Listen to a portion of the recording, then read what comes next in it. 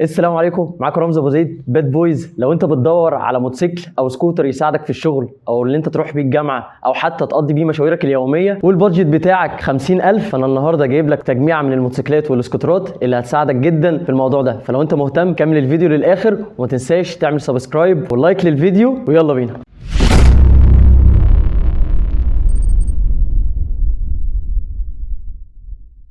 احنا النهارده بنصور في معرض حواش. المعرض دوت بيقدم صيانه، قطع غيار، والناس اللي عندها ياباني او اي موتوسيكل مش لاقي القطع الغيار بتاعته في مصر ممكن يوردرها لك من بره. وفي خوذ وكمان في موتوسيكلات ياباني، وعندهم كورس تعليم ياباني لو انت او انتي هتشتري سكوتر من عندهم، دي هديه بتاعت السكوتر بتاعك. في ناس كتير سالتني على تعليم الموتوسيكلات الياباني، وانا كنت بقول لها انت لو اتعلمت على موتوسيكل عادي مانيوال تقدر تسوق على موتوسيكل ياباني. دلوقتي معرض حواش بيقدم لك لاول مره في اسكندريه اللي انت ممكن تتعلم سواقه على موتوسيكل ياباني.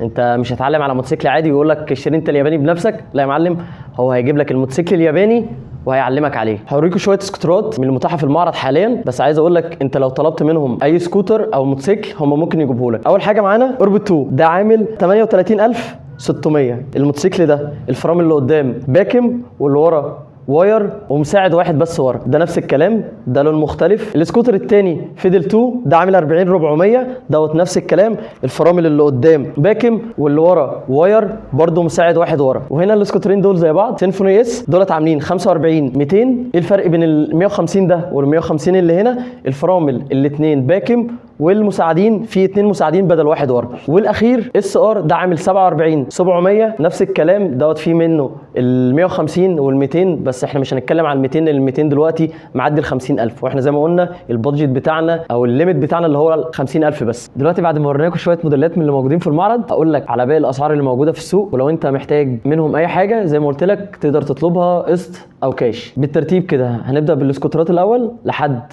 الليميت بتاعنا اللي هو 50,000 جنيه، وبعد كده هنخش على الموتوسيكلات من تحت خالص لحد 50,000 جنيه. اول حاجه حوا ار 8، ودوت سعره دلوقتي عامل 26,500. تاني حاجه الحوا مارينو سبورت 150 سي سي 32,000 جنيه. بيلا فيستا حوا 150 33,500. اكس ماكس 37,500. اوربت 2 38,600. فيدل 2 40,400. سيمفوني اس 45,200. الاس ار 150 47,700. والاخير فيدل 3 48,100. طيب دلوقتي انت لو لاحظت حاجه هتلاقي كل الاسكوترات اللي انا قايل لك عليها دي 150، كل الاسكوترات ال 200 معديه ال 50,000 جنيه. دلوقتي هندخل لاسعار الموتوسيكلات من تحت خالص لحد الليميت بتاعنا اللي هو 50,000 جنيه. دايو 2 الجنط بتاعها هيكون سلك 22.5. حوا يو كي 23,000. هوجن 4 25,500.